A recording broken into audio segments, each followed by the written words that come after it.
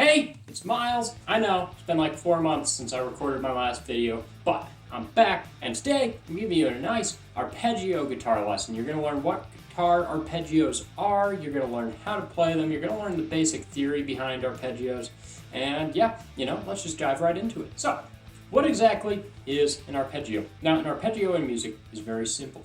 It's a chord broken down and played one note at a time. So for example, if we have a C chord, you break that down and you get the notes C, E, and G. So you can play your normal C chord, the open C chord that everyone and their dog knows. And if you play those notes one at a time, you have just played a C major arpeggio. So, now let's talk about some more common arpeggio shapes. I mean, the thing is, you can create arpeggio shapes, well, most commonly using your cage shapes. So that's your C, A, G, E, and D chords, and also A minor, D minor, and E minor. And so that's, of course, this, C major, A major, G major, E major, and D major. Okay, and aside from that, we have the three minor shapes, which are A minor, D minor, and E minor. Now, using all of those, you can turn them into bars, all right? And not all of them will actually result in a bar, but the majority of them, I would say, will. For example, the E shape, if you move that up a whole step, sorry, that was a half step, you'll get F major, right? Now, when I play this, I have my root, my fifth, my root, my third, my fifth, and my root. So, between this root and fifth, I'm missing a third. So what do? I'm going to throw it onto this fifth fret of my low E. And then, I'm going to play the next two notes of my chord. Actually, the next 5 notes. And then, I'm going to go up to that third again on the high E, and then I'll descend. And right there, I just played an ascending and descending F major arpeggio.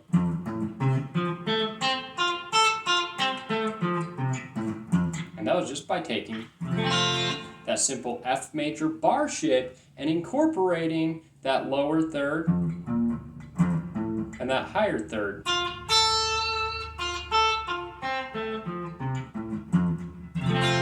That was just an example using the E major shape. You can try this with all the shapes. For example, D.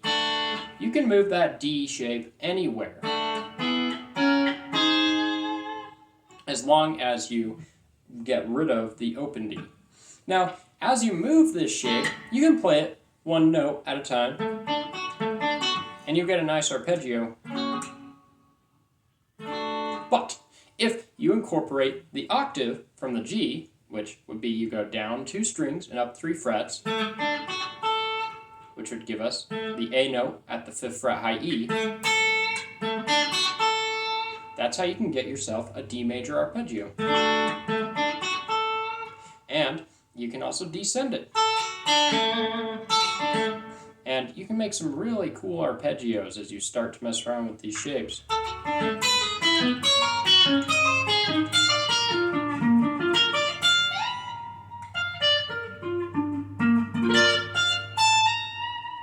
So, anyways, those are the caged arpeggio basics. Now, let's go ahead and let's talk a little bit about 7th arpeggios. Okay, so now we're going to talk about 7th chords. Now, 7th chords are just 4-note chords, and they have a triad in the bass and then some sort of 7th. All right, so now what are our 3 triads? We have major triads, minor triads, diminished triads. Those are the most common 3-note chords. And then, of course, you have suspended chords. Those aren't technically triads, I guess. But anyways, so for a major chord, you have a root, third, fifth. For a minor chord, you have a root, flat third, and a fifth. And for a diminished chord, you have a root, flat third, and a flat fifth.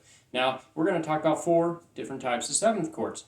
A major 7th chord, minor 7th chord, dominant 7th chord, and a half diminished chord, which is also called a minor 7 flat 5 chord. So, we're going to start with the major 7th chord. And we're just going to work with the C major chord. All right, so we're going to work with C major, and we're going to work with it right here at our 12th and 13th and 15th and 12th frets of B and high E. So to repeat that, we have 12 and 13 of B and 12 and 15 of high E.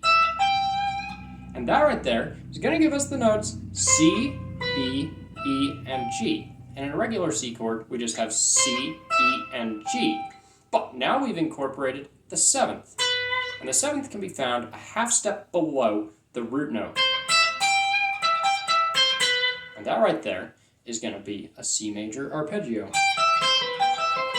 And you can play that however you want using whatever technique you want. This isn't about the technical side of arpeggios. This is just about defining what arpeggios are. So that's your C major arpeggio. Now, if we want to convert this into a dominant arpeggio, what we're going to have to do is we're going to flatten our 7th. So that gives us a major triad with a flat 7th.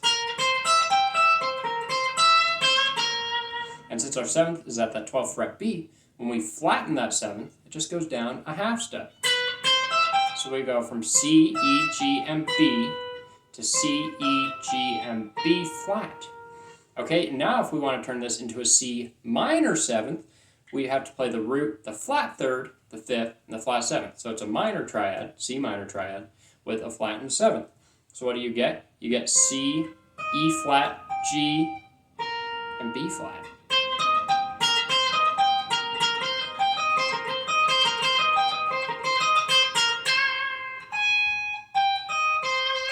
All right, and I know I got a little carried away there, but that's your C minor 7th arpeggio.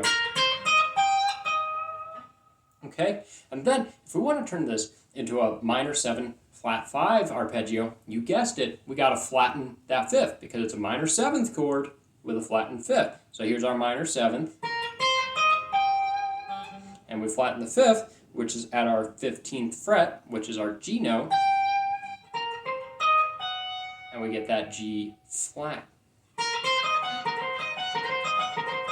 And that's how you get your C minor 7 flat 5 chord. So, to recap, what we have is we have our C triad initially, which is C, E, and G, got 13 of B, 12 of high E, 15 of high E. And then we add a major 7th, which is a half step below the root. And that's our B note. So then we have B, C, E, and G. And then we move on to the next 7th chord, which is the dominant 7th chord. And we'll flatten our 7th. So we get a root, a flattened 7th, a 3rd, and a 5th.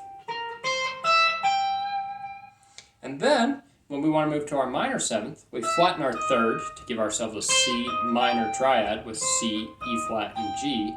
And then we play our flattened 7th again. So that gives us a C minor 7th. And then, finally, to turn this into a C minor 7, C minor 7 flat 5, we just flatten that 5th at our 14th fret high E. And that gives us 14 and 11 of high E, and 13 and 11 of the B string. And as you start to mess around with these intervals, you'll be able to recognize these common intervals relative to a root note no matter where you're playing on the fretboard. And once you start to recognize these intervals, you're going to be able to play whatever guitar arpeggio you want.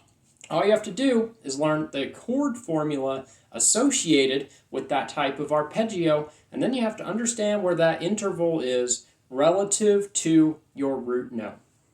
Anyways, that's it for arpeggios. Guitar Fluence audience, thank you so much for checking out this guitar lesson. Please like, comment, subscribe, and if you want further information on arpeggios or want an associated guide with this lesson, then check out my link on my website in the description below. Alright, thanks so much for watching. I'll catch you next time. Rock on.